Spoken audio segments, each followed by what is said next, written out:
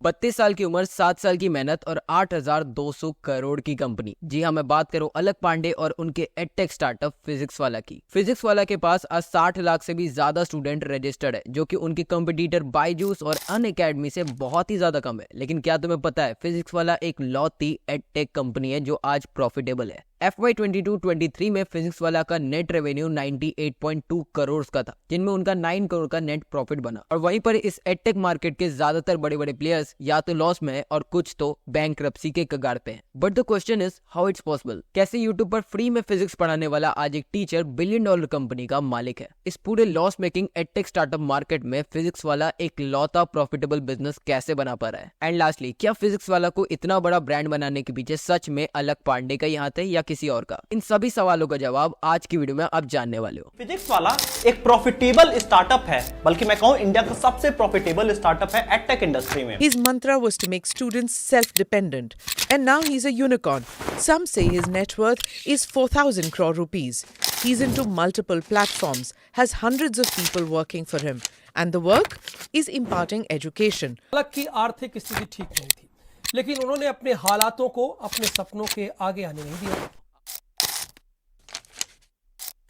आपने कभी फिजिक्स वाला का लोगो देखा है? अगर आसान शब्दों में बताऊं तो 500 रुपए में ऑनलाइन डिजाइनर इससे अच्छा एडिट कर सकता है। It shows the simplicity and the familiarity. Physics वाला कभी भी अपने आप को एक $multi-million एडटेक स्टार्टअप कभी भी शो नहीं करना चाहता। वो आपको एक familiar and simplicity experience provide करना चाहते हैं, जिनसे आप उनसे ज्यादा रिलेट कर पाओ, ना कि उन्हें एक बहुत ही बड़ा ब्रांड मानो जिनसे आप उनसे ज्यादातर कनेक्ट हो सको। दुनिया में कोई भी ब्रांड दो तरीकों से बनता है, नहीं तो प्रोडक्ट को कस्टमर से रिलेट करा के, नहीं तो बिजनेस को कस्टमर के साथ रिलेट करवा के। और फिजिक्स वाला ने सेकंड ऑप्शन को चूज किया, जहां वो अपने आप से कस्टमर्स को हमेशा रिलेट कराने की कोशिश करते। इसकी वजह से फिजिक्स वाला का जो लोगो है वो हमेशा सिंपल से रहता है, जिनसे लोगों को बहुत ही ज्यादा उससे कनेक्टिविटी फील हो। किसी भी बिजनेस में प्रॉफिट दो तरीकों से आता है, नहीं तो आप कस्टमर बेस को बढ़ा के मार्जिन कम कर दो, या आप मार्जिन बढ़ा के कस्टमर बेस को कम कर दो। और फिजिक्स वाला ने पहला ऑप्शन चुना, जहां मार्जिन वो बहुत ही ज्यादा कम रखते हैं और कस्टमर बेस उनका बहुत ही ज्यादा इंक्रीज कर रहा है। फिजिक्स वाला अपने कंपटीटर्स के कंपैरेटिवली बहुत ही सस्ते दामों में अपने कोर्सेज को सेल करता है। जहां इंडिया में यूपीएससी जैसे बड़े बड़े कॉम्पिटिटिव एग्जाम्स को क्रैक करने का बजट अराउंड 2 से 2.5 लाख रुपए आता है, वहीं पर फिजिक्स वाला सेम क्वालिटी ऑफ स्टडी को 20 से 30 हजार रुपए में कंप्लीट करके देता है। But how it's possible? I mean, ज्यादातर एडटेक स्टार्टअप्स का पैसा ज्यादातर खर्च हो जाता है कस्टमर एक्विजिशन कॉस्ट पे। अगर एग्जाम्पल से बताऊं तो बायजूस ने पिछले साल 88 करोड़ रुपीस खर्च किए थे कस्टमर एक्विजिशन के लिए, लेकिन उनका ROS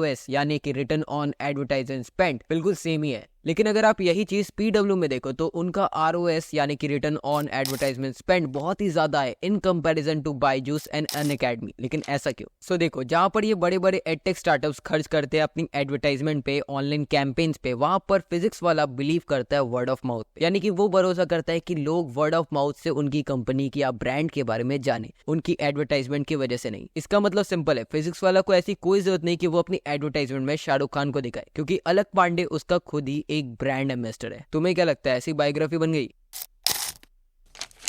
नाउ फिजिक्स वाला जब अपने कोर्सेज को बहुत ही ज्यादा अफोर्डेबल एंड वैल्यूएबल बनाता है, वहीं पर वो दूसरी साइड में अपनी मार्केटिंग को बहुत ही ज्यादा मिनिमल रखता है। एक एग्जांपल देता हूँ, ये मैंने कहीं पढ़ा नहीं है, मैंने खुद से रिसर्च की है। फिजिक्स वाला के किसी भी वीडियो पे चले जाओ, वहां पर तुम्हें एक कमेंट जरूर दिखेगा, फिजिक्स वाला इज इमोशन। और ये जो लाइन है एक बहुत ही अच्छा एग्जांपल है word of mouth and silent marketing का। क्या लगता है, ये सारे के सारे कमेंट्स रियल होते हैं क्या? नहीं, ओनली 10%, वो भी शायद से। इस टाइप की मार्केटिंग को ही कहते हैं साइलेंट मार्केटिंग, जहां पर आपको बार बार किसी चीज को बता कर आपके दिमाग में एक परसेप्शन बैठा दिया जाता है, और इस परसेप्शन से फिजिक्स वाला सबके दिमाग में बैठाना चाहता है कि फिजिक्स वाला एक इमोशन है, ना कि एक एडटेक ब्रांड। सो बात बिल्कुल सिंपल है, एडटेक यानी कि बिजनेस ऑफ एडुकेशन। जहां पर बड़ी बड़ी edtech companies business and education को कंबाइन कर रही है, वहां पर फिजिक्स वाला बिजनेस एंड एडुकेशन इन दोनों को हमेशा सेपरेट रखता है, जिसकी वजह से फिजिक्स वाला का कस्टमर एक्विजिशन कॉस्ट ऑलमोस्ट 0 है, और वहीं पर बायजूस का कस्टमर एक्विजिशन कॉस्ट 3600 करोड़ का है।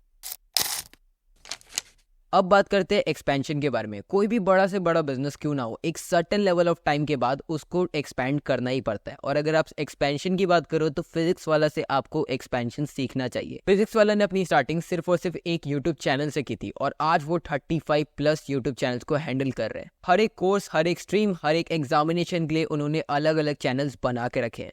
ये बात हुई उनकी फ्री एजुकेशन की। अब बात करते हैं उनके पेड कोर्सेज के बारे में। एडटेक बिजनेसेस का एक बहुत ही बड़ा मेजर प्रॉब्लम है, वो क्लास 11 में ज्यादातर स्टूडेंट्स को कैसे भी करके अपने इंस्टीट्यूट में लाते हैं और वही स्टूडेंट उन्हें क्लास 12 या ग्रेजुएशन के बाद उन्हें छोड़ के चले जाते हैं, जिनकी वजह से उनका कस्टमर एक्विजिशन कॉस्ट इंक्रीज करता रहता है। लेकिन जानते हो फिजिक्स वाला इन सारी प्रॉब्लम को हैंडल कैसे करता है? उन्होंने इतने सारे वाइडर रेंजेस ऑफ कोर्सेज निकाल के रखे कि कोई भी बच्चा क्लास 11-12 करने के बाद उनके पास ही एडमिशन लेता है, क्योंकि वो 2 सालों में उन्हें एक्सपीरियंस हो जाता है कि फिजिक्स वाला कितनी बड़ी इंस्टीट्यूट है और वहाँ से उन्हें क्या गेन हो सकता है। एंड सेकेंड चीज़, अफोर्डेबिलिटी की वजह से वो जितने भी सारे कोर्सेज है वो किसी और इंस्टीट्यूट के करने के बजाय फिजिक्स वाला के पास ही जाते हैं। और अगर बात करूं ऑफलाइन कोर्सेज के बारे में, तो फिजिक्स वाला ने रिसेंटली इंडिया के मेजर मेट्रो सिटीज में अपने विद्यापीठ नाम के इंस्टीट्यूट ओपन किए, जिसकी वजह से जो स्टूडेंट्स ऑनलाइन में पढ़ाई नहीं कर पा रहे थे वो अब PW के ऑफलाइन इंस्टीट्यूट में भी जा सकते हैं। And lastly other sources of income के बारे में बात करें तो फिजिक्स वाला ने अभी अपनी merchandise, pencil, stationeries and boards वगैरह भी बेचना स्टार्ट कर दिया, जिसकी वजह से फिजिक्स वाला आज स्टेशनरी की ई-कॉमर्स बिजनेस में भी जा रहा है। और अगर सब सही चलता रहा तो हो सकता है 2-3 सालों के अंदर ही फिजिक्स वाला अपना IPO भी लॉन्च कर दे। लेकिन अब ध्यान देने वाली बात है, क्या ये सारी की सारी चीजें करके भी फिजिक्स वाला आज इतना बड़ा ब्रांड बन गया?